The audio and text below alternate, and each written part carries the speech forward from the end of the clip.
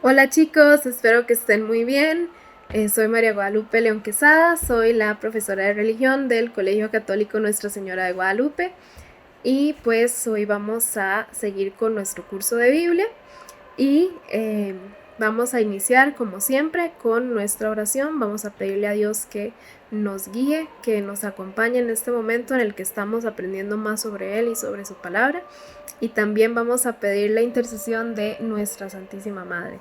Entonces vamos a decir en el nombre del Padre, del Hijo, del Espíritu Santo. Amén.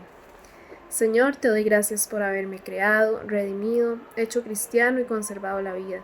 Te ofrezco mis pensamientos, palabras y obras de este día. No permitas que te ofenda y ayúdame a huir de las ocasiones de pecar. Haz que crezca mi amor hacia ti y hacia los demás. Amén. A nuestra Madre le decimos: oh Señora mía, oh Madre mía, yo me ofrezco enteramente a vos y en prueba de mi filial afecto os consagro en este día mis ojos, mis oídos, mi lengua y mi corazón, en una palabra todo mi ser. Ya que soy toda vuestra, oh Madre de bondad, guardadme y defendedme como cosa y posesión vuestra. Amén. En nombre del Padre, del Hijo y del Espíritu Santo. Amén. Bueno chicos, la clase pasada habíamos hablado, les había dado como la estructura general de la Biblia, ¿verdad? El Antiguo Testamento, el Nuevo Testamento. Habíamos hablado como dividir el Antiguo Testamento en bloques, ¿verdad? Para que fuera más sencillo encontrar las cosas. Es decir, saber que había un bloque de libros históricos, un bloque de libros poéticos o sapienciales, un bloque de libros proféticos. Entonces, que por ejemplo, si me hablan de Isaías, pues no voy a ir a buscarlo al puro inicio, sino que sé que tengo que buscarlo más atrás. Con respecto a este asunto de buscar en la Biblia, bueno, pues me faltó decirles nada más un detalle. La Biblia, ¿verdad? Tenemos Antiguo Testamento, Nuevo Testamento, tenemos los bloques. Bueno, y en cada bloque están lo que podríamos llamar los libros, ¿verdad? Entonces el Génesis es un libro, el Éxodo es un libro, Crónicas es un libro, Salmos es otro libro, ¿verdad? Entonces esos son los libros. Entonces nos dicen, busque Génesis, ese es el libro del Génesis, ¿verdad? Y nos va a salir también un número grande, ¿verdad? Podemos decirlo así, ese es el capítulo. Entonces, si nos dicen capítulo 24, bueno, pues buscamos en el libro, dentro del libro buscamos el número que es más grande, ese sería el capítulo. Entonces buscamos el 24 grande, por ejemplo. Si nos dicen Génesis, capítulo 24, pues buscamos el libro del Génesis, buscamos el número 24 grande y después nos dicen versículo tal o del tal al tal, ¿verdad? Del 1 al 6, algo por el estilo. Pues el versículo es el número pequeñito. Número pequeñito que normalmente viene al inicio de la oración, ¿verdad? De las oraciones. Entonces ya pues ubicamos ahí el capítulo y dentro del capítulo buscamos el número de versículo que nos están pidiendo. Entonces, bueno, esas serán ya como las consideraciones finales en cuestión de buscar en la Biblia. Con la práctica, digamos, con el manejo continuo, pues uno se va familiarizando y ya no es tan complicado encontrar los libros con mayor rapidez. Pero bueno, eso es algo que con el tiempo. Pero saber cómo está estructurada pues nos ayuda a que si nos piden o nos hablan sobre los salmos, pues no vayamos a buscarlo al puro inicio, sino que sabemos que está como en el mediecito, ¿verdad? O no vayamos a buscarlos al Nuevo Testamento. O sea, son cositas que nos ayudan a evitar la frustración de no encontrarlo, pues porque no estábamos buscando en el lugar correcto, o de tener que buscar un montón en el índice y durar muchísimo. Pues no, si sabemos más o menos dónde está ubicado todo, se vuelve ya después sencillo encontrar las cosas. Muy bien, la clase pasada también y en las clases anteriores habíamos hablado no solo de la configuración del Antiguo Testamento, sino que también, disculpen, es que hay una mosca majadera que ahí pasa por todo lado. Entonces, si me ven que estoy haciendo así, es eso. Bueno, entonces, volviendo a lo que estábamos hablando,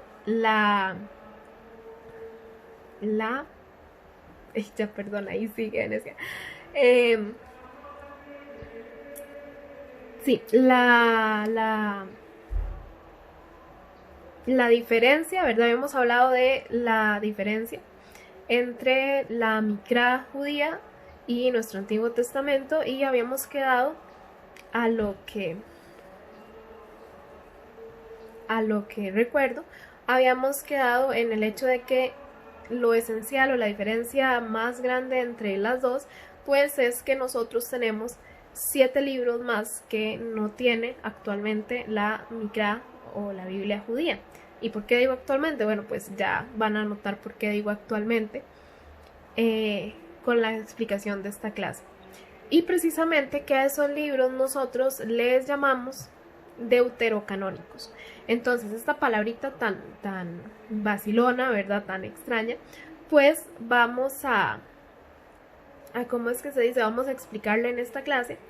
Y no solo vamos a explicarla en esta clase, sino que de hecho constituye nuestra clase de hoy, ¿sí?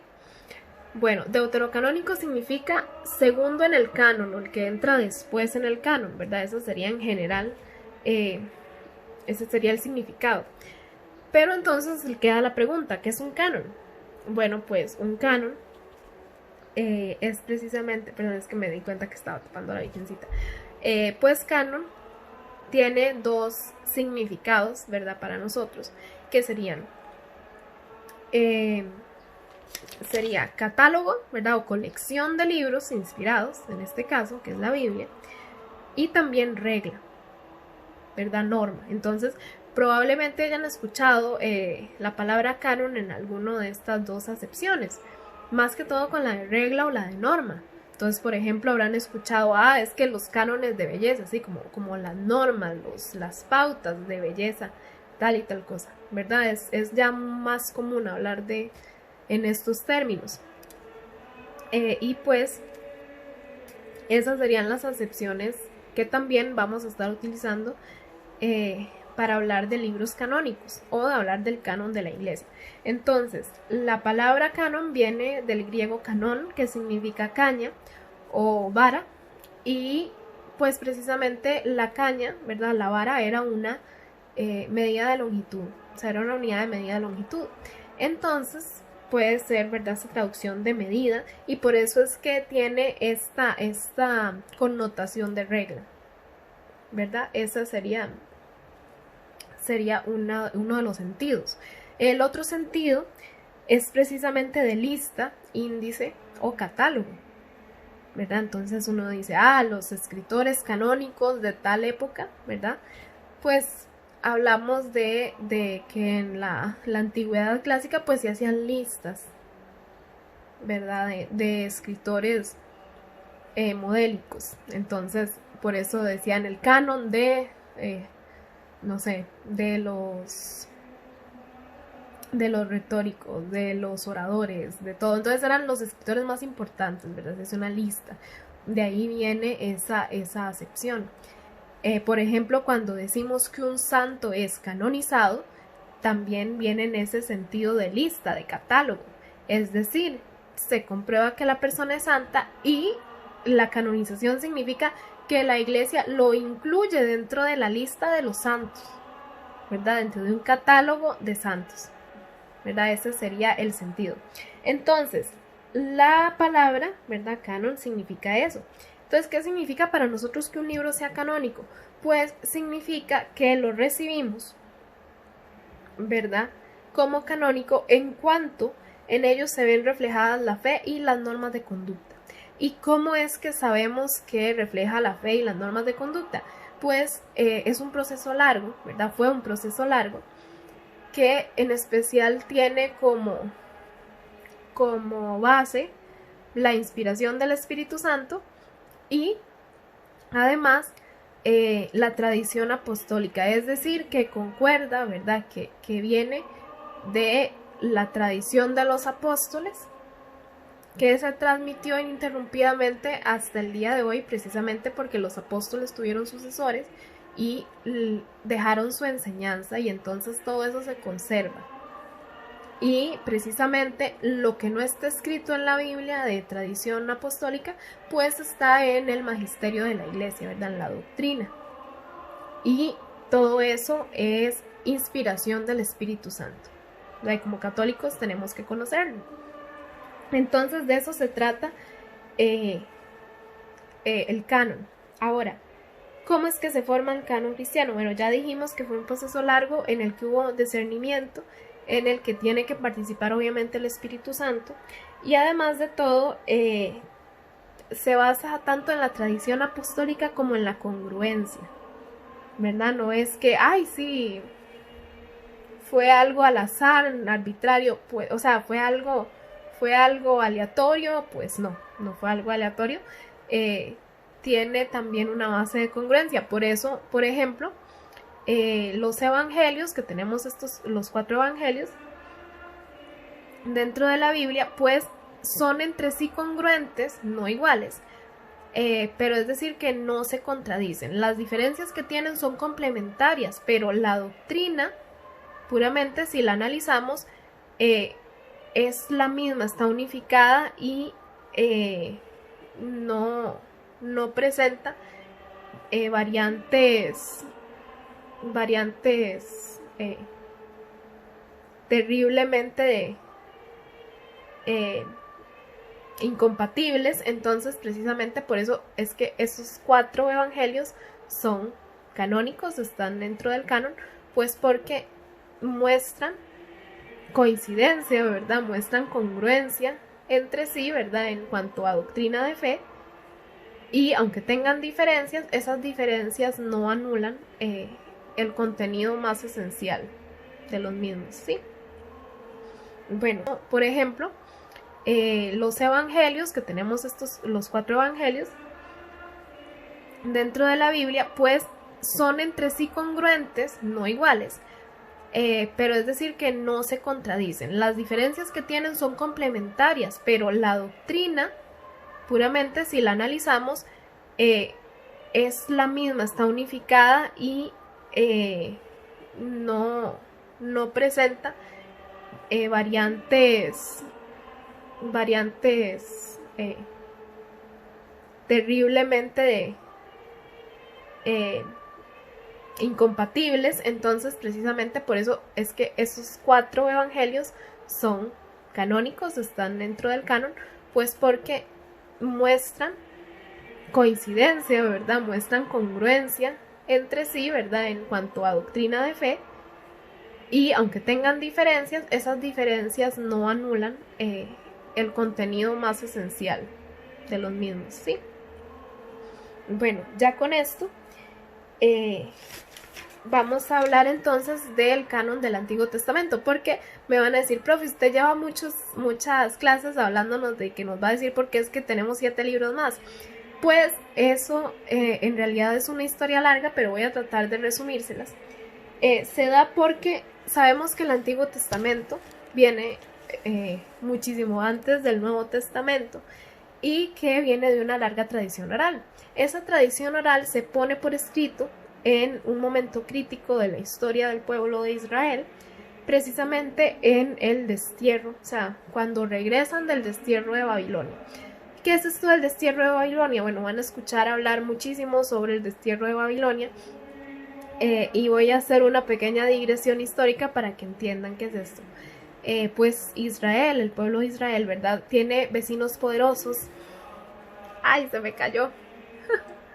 Tiene vecinos poderosos y no solo culturas magníficas, ¿verdad? De riquezas enormes como Mesopotamia o como Egipto, ¿verdad?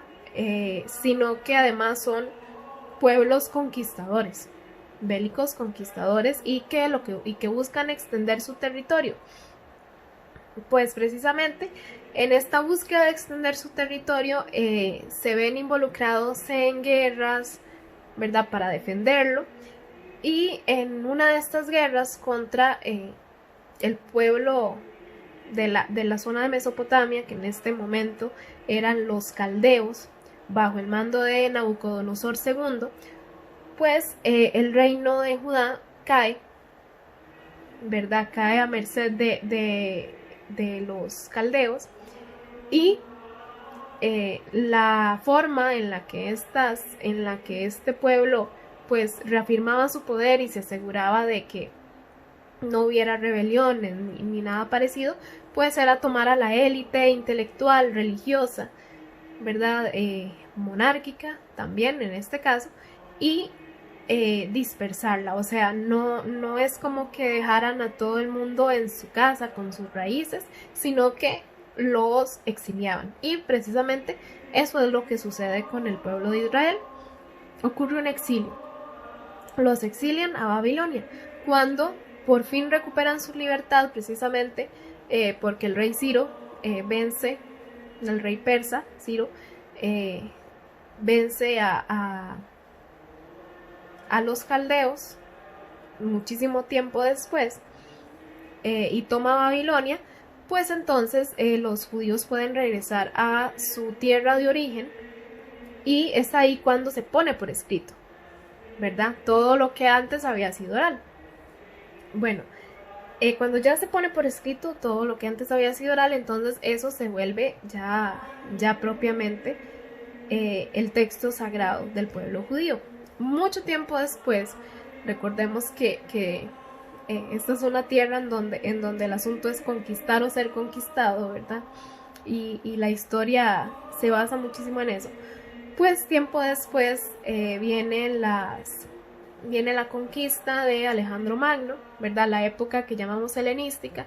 El idioma griego se esparce, ¿verdad? Se vuelve la lengua más importante, la lengua del intelectual, la lengua casi lengua franca, ¿verdad? Todos tendrían prácticamente que aprender a hablar griego, ¿verdad? Este griego koiné, ¿verdad? Griego común. Y pues también sabemos que había muchos judíos que ya no estaban dentro de Jerusalén, o sea, no estaban dentro de Palestina, sino que se habían dispersado, ¿verdad? Lo que llamamos la diáspora, o sea, vivían en otros lugares, ¿sí? Y precisamente como vivían en otros lugares, pues también estaban en contacto, habían estado en contacto con otros pueblos y otras costumbres. Entonces, la Mikra o la Tanakh originalmente está escrita en hebreo, ¿verdad? Algunas partes en arameo.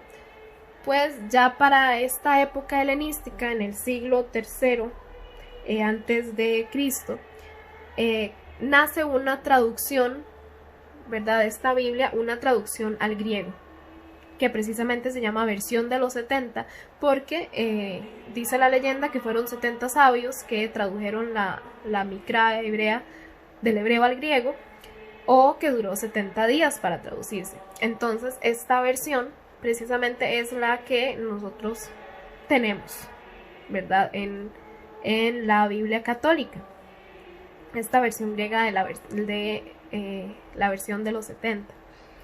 Y pues sucede muchos siglos después, o sea, en el siglo I después de Cristo, que una corriente judía, ¿verdad? La corriente rabínica, pues decide, ¿verdad?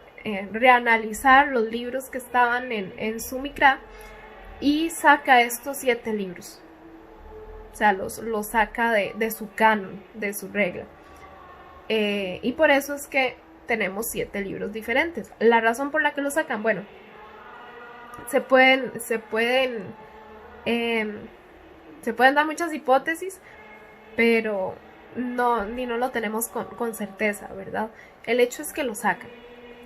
Y también van a decir, profe, usted ha dicho un montón de veces que a la Biblia católica, pues sí, porque nuestra Biblia católica usa esta versión más antigua, la versión de los 70, y la Biblia de nuestros hermanos separados, evangélicos, bueno, no sé todas porque hay muchísimas, cada día aparecen más, pero originalmente cuando se produce el cisma, ¿verdad? La ruptura entre la iglesia protestante y la católica, que la provoca Martín Lutero, pues Martín Lutero usa la versión más tardía, ¿verdad? No la versión de los 70, entonces omite estos 7 libros, ¿verdad? Entonces por eso también no es la misma. Y cuando hablamos de Biblia y cuando en general yo en las clases les hablo de la Biblia, pues les pido que revisen que sea una Biblia católica,